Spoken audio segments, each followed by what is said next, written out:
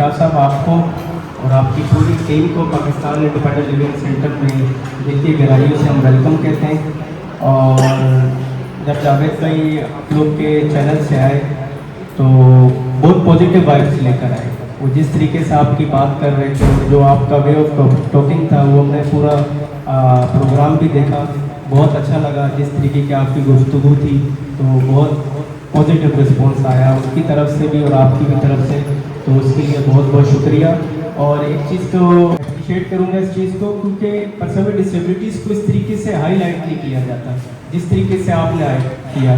तो वाकई में लग रहा था कि वैसे तो हमारे लिए कि हमारे सबसे बड़े हीरो हैं जावेद साहब, पर कहीं ना कहीं पर्सन विद डिसेबिलिटी को डिस्क्रिमिनेट किया जाता है, पर आपने जिस तरीके से पोर्ट्रे किया तो थैंक यू सर उसके लिए बहुत बहुत। आप जिस सेंटर में बैठे हुए पाकिस्तान इंडिपेंडेंट लिविंग सेंटर है, इसके अंदर तकरीबन 18 सेंटर चल रहे हैं।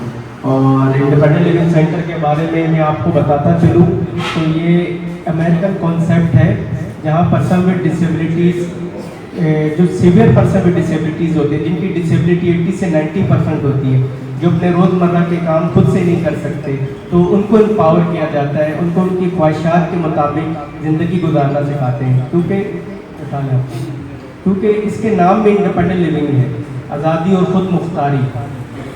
आप लोग सोचते हैं कि यार एक व्हीलचेयर पे बैठा हुआ शख्स या एक शख्स इस तरीके से जो अपने डेली बेसिस के काम खुद से नहीं कर पा रहा, वो इंडिपेंडेंट किस तरीके से होगा।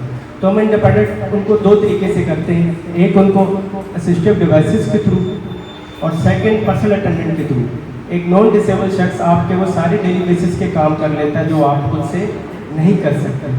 वो ये लाइक सर्विस इसी तरीके से आप किसी बार्बर के पास जाते हैं, कटिंग करवाते हैं, बदले में आप उसको पे करते हैं क्योंकि वो आपके मर्जी मुताबिक आपके बाल बनाता है। ये या एक दर्जी के पास जाते हैं, आप अपने कपड़े सिलाते हैं तो वो आपकी मर्जी मुताबिक आपको कपड़े बना के देता है और बदले में आपसे चार्ज करता है। तो ये सर्विस इसी तरीके से, तो ये सेंटर जो है उन पर्सन विद डिसेबिलिटीज़ को सर्विस देता है जो घरों पे कहते हैं, जिन्होंने 8-8, 9-9 साल घर से बाहर नहीं निकले, घरों पे लेटे हुए, जिनको बेड सोर हो रहे हैं, तो उनको यहाँ लेकर आता है, उनको पावर करता है, उनके बेड सोर की मैनेजमेंट के तरीके बताता है ताकि वो माशरे में निकल के अपनी तालीम रोज़गार का काम कर सकें और पावर हो सकें।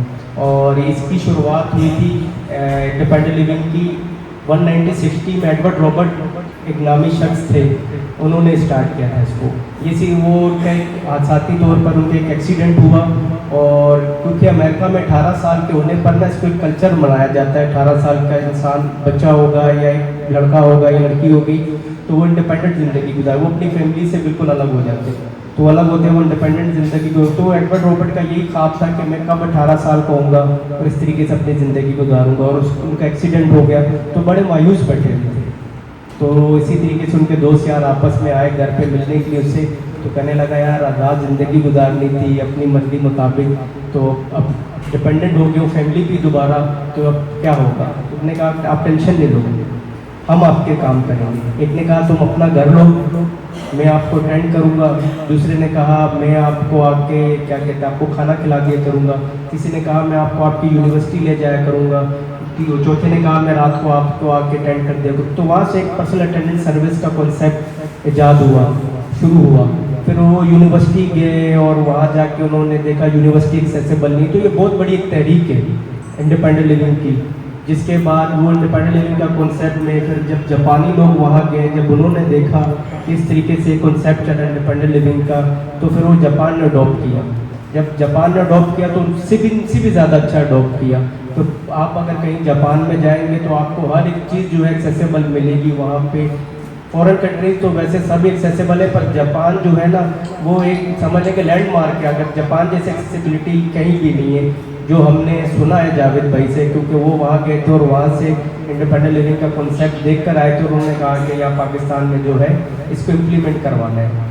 और इसके साथ साथ जावेद भाई ने 2018 में सिंध डिसेबिलिटी एक्ट को पास करवाया और उससे पहले एक प्रोग्राम किए थे म्यूजिक एक्सचेंज प्रोग्राम, तो जहाँ पे वो अपनी टीम के साथ गए, उन्होंने अमेरिकन डिसेबिलिटी एक्ट पढ़ कर आया वहाँ से, वहाँ देखा कि आखिर हर एक चीज़ वहाँ पे एक्सेसिबल क्यों है। तो पता चला वहाँ पे अमेरिकन डिसेबिलिटी एक्ट है जिसके तहत हर एक चीज़ को एक्सेसिबल किया हुआ है, क्योंकि वो अपनी आवाज़ उठा सकते थे। तो उन्होंने कहा क्यों ना मैं आके अपने पाकिस्तान में इस तरीके का लाभ बनाऊँ और अपने अफराद बामाज़ूरीन की ज़िंदगी को आसान करूँ। 1 साल के अंदर उन्होंने अमेरिकन डिसेबिलिटी एक्ट पास करवाया, और जिनके एजाज़ में वहाँ की एक ऑर्गेनाइजेशन है एंड्री विस्काडी के नाम से, उन्होंने उनको अवार्ड से भी नवाजा। 1 साल के अंदर उन्होंने 2018 में जो है डिसेबिलिटी एक्ट को पास कराया। तो वहाँ से एक जर्नी स्टार्ट है। वहाँ एक सूबा सिंध है जहाँ 2% नहीं 5% कोटा, बाकी पूरे सूबों में जो है कहीं 3% है, कहीं 2% है। वहाँ सूबा सिंध है जहाँ 5% कोटा है। तो अल्हम्दुलिल्लाह जावेद भाई की बड़ी काविशें, बड़ी कोशिशें अफराद बामाज़ूरीन के लिए। तो इसी को देखते देखते ये इंडिपेंडेंट लिविंग के सेंटर्स बनना स्टार्ट हुए, जहाँ पर्सन विद सीवियर डिसेबिलिटीज़ आ रहे अपनी ज़िंदगियों को आसान करें और दूसरों की ज़िंदगियों को भी आसान करें। और देखते देखते आज 18 सेंटर बन गए। 2019 के बाद से इसकी कोशिश स्टार्ट हुई। मैं भी फरीद भाई बैठे हुए तो उनको बता रहा था, हम लोग ठट्टा गए थे एक ट्रेनिंग के लिए, वहाँ के जो अफराद बामाज़ूरीन थे उनको ट्रेनिंग के लिए। तो वहाँ वापसी में आ रहे थे, हम गाड़ी में बैठे हुए थे जावेद साहब के साथ, तो कहने लगे कि यार इस जगह पे बहुत गुर्बत है, क्योंकि हम देख रहे थे कि वो क्रॉनिक करके आ रहे लोग, हाथों पे जख्म है उनके, और उनको सीखने की लगन थी। तो कहा यार कि तुम लोग इतनी अच्छी स्मार्ट एक्टिव व्हीलचेयरों पे बैठते हो, तो इन लोगों के लिए क्यों नहीं। तो वहाँ से ख्वाब लेकर आए थे कि इन लोगों के लिए भी काम करना है। ठट्टा में भी बनाया, यहाँ कराची से लेके गिलगित बल्तिस्तान तक सेंटर है हमारे, जहाँ इसी तरीके से अफराद बामाज़ूरीन की ज़िंदगी आसान कर रहे होते हैं। और आपको पता है कहीं ना कहीं आप हर जगह नहीं पहुँच सकते, कहीं ना कहीं आपकी रीच कहीं ना कहीं रुक जाती है, आपके रिसोर्सेस आपको रोक देते हैं। तो आप जैसे दोस्तों के ताउन से ये सब चीज़ें चल रही होती हैं और कोशिश कर रहे होते हैं कि उनकी ज़िंदगियों को आसान बना सकें। तो इसी तरीके से 18 सेंटर बन चुके हैं अल्हम्दुलिल्लाह पाकिस्तान में, और मज़ीद कोशिशें बनाएं ताकि इसी तरीके से अफराद बामाज़ूरीन की ज़िंदगियों को आसान कर सकें।